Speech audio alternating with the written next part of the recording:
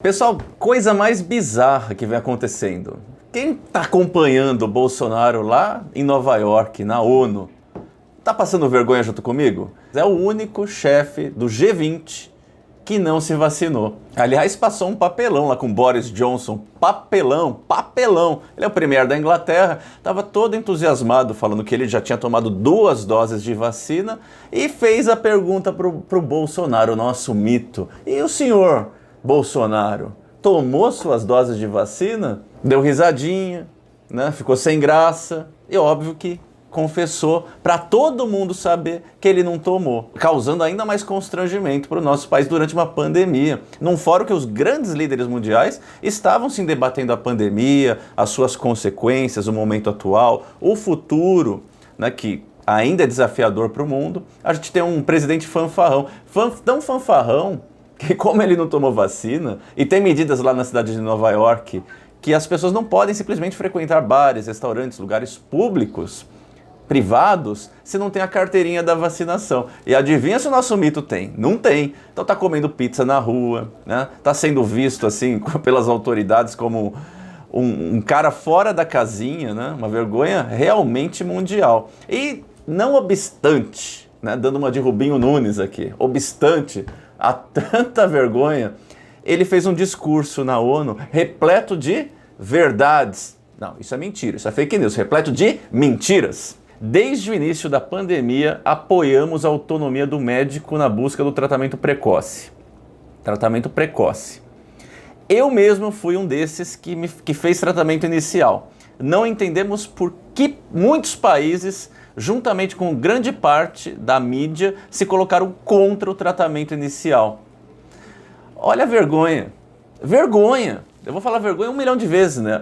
Em 2021, depois de todas as pesquisas que foram feitas pelos maiores institutos do mundo, comprovando que infelizmente, não havia tratamento inicial precoce para combater a Covid, ele vai na ONU e insiste nessa teoria como se ele fosse o cara que estava certo e todo mundo na contramão, insistindo nesse assunto. Aliás, assunto esse que contribuiu para a morte de muitas pessoas no Brasil, porque a gente sabe que esses medicamentos que eram indicados pelo presidente, para muitas pessoas trouxeram efeitos colaterais e não teve eficácia nenhuma para prevenir ou mesmo amenizar os sintomas da Covid.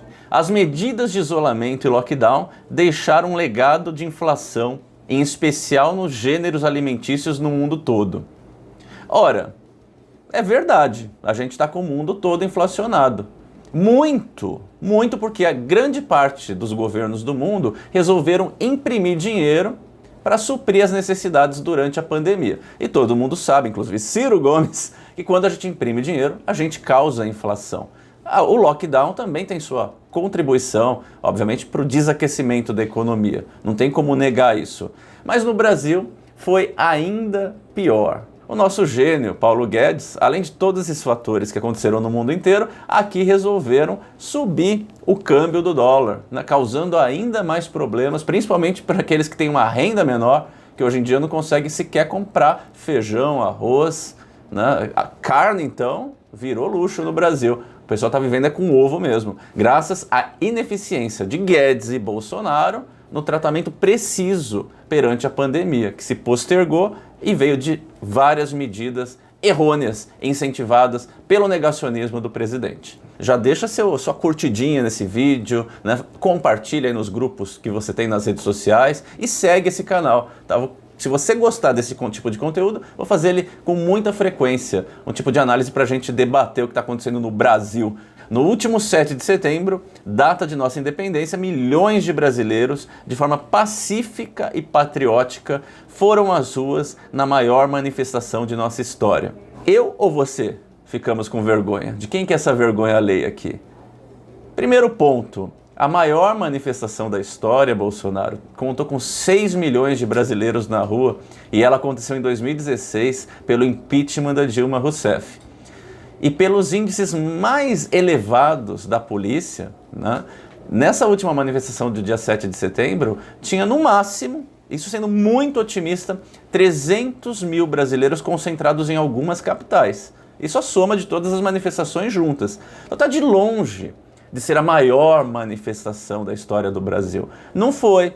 Sem falar que todos sabemos o empenho que Vossa Excelência teve, convocando através de motociatas, através de redes e pronunciamentos oficiais do governo, no cercadinho, nas lives do Facebook, colocando ministros de Estado, deputados federais, todos eles trabalhando durante 2 meses para convocar. E grandes financiadores que agora está sendo pesquisado quem são, entendeu? De onde que saíram esses recursos, né? Com ônibus, comida, camiseta, que até alguns videozinhos vazaram aí e ficou famoso pelo Brasil. Então não foi mais uma mentira e querendo impor para o mundo algo que todo mundo sabe que não é verdade. Estamos há 2 anos e 8 meses sem qualquer caso concreto de corrupção. Interferência na PF, na Polícia Federal, né, para que investigações que incomodam o presidente e os seus, né, não vão adiante. Algum tipo de interferência. Isso não é corrupção? É indicação de bandidos condenados, muitos ligados ao Centrão, a cargos públicos de indicação do próprio presidente. Isso não é suspeito?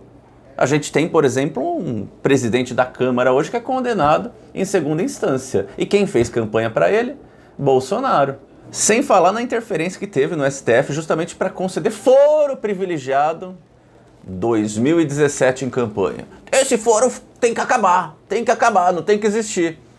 Durante seu governo, por favor, STF, mantenha o foro do meu filhão. Ele precisa, afinal, esse negócio da rachadinha tá chegando nele aí. E ele precisa ser protegido com foro. Isso não é corrupção também? Proteger investigações, querer dar super proteção para a família? E esse caso da Covaxin, da vacina, que já está na CPI, sendo investigado agora, muitos envolvidos, e quanto mais puxa aí, mais evidências de que teve, de fato, algum tipo de falcatrua nesse caso da compra da Covaxin. Sem falar no mais um dinheiro na cueca do senador, do vice-líder de governo do Bolsonaro, né? A gente já viu essa história antes, não? Então não pode falar que é um governo que está combatendo a corrupção. Mais um ponto aqui. Lava Jato, o que aconteceu com ela? Né? Sumiu. Não tem mais político grande do colarinho branco sendo de fato condenado, investigado. Esse país aqui já tivemos a esperança de ser um país que ia acabar com a impunidade. Os esforços do governo estão nos levando de novo a ser aquele velho país de sempre. Aqui o crime compensa. Eu não acredito nisso, mas é o que o governo atual está nos guiando para. Sempre defendi combater o vírus e o desemprego de forma simultânea e com a mesma responsabilidade. Oh, que bonitinho, ele sempre defendeu combater o vírus. Não foi ele que falou que não iam passar de 800 pessoas mortas pelo Covid no Brasil, que era uma gripezinha, estimulando pessoas a não respeitarem o uso de máscara, não respeitarem as regras do distanciamento social. Não foi ele que trouxe tudo isso à tona, dando maus exemplos, inclusive confrontando governantes responsáveis, dizendo que eles estavam acabando com a economia, quando na verdade era o contrário. Ficou comprovado que os países que levaram e tomaram as medidas mais drásticas para evitar a primeira, segunda onda do Covid, reduzir o período de pandemia, foram os países que se recuperaram mais rapidamente em questões de economia, mantendo assim sua atividade econômica e empregos. Então, Bolsonaro, o senhor até hoje joga contra a vacina, até hoje, na ONU, acabei de falar aqui, o senhor está falando de tratamento com remédios, aí, medicamentos que não têm eficácia alguma, e até hoje o senhor não assume a responsabilidade. Agora, a gente está de olho, a gente sabe que o senhor é um grande mentiroso e deixou de fazer o que deveria. E quer jogar a sua incompetência para aqueles que tiveram coragem de tomar as medidas drásticas, que foram sabotadas pelo senhor, que influenciou milhões de brasileiros, que muitos provavelmente perderam a vida, vieram a óbito pelo mau comportamento e péssima influência que você representou e representa ainda na pandemia. Não vem com essa conversinha, não.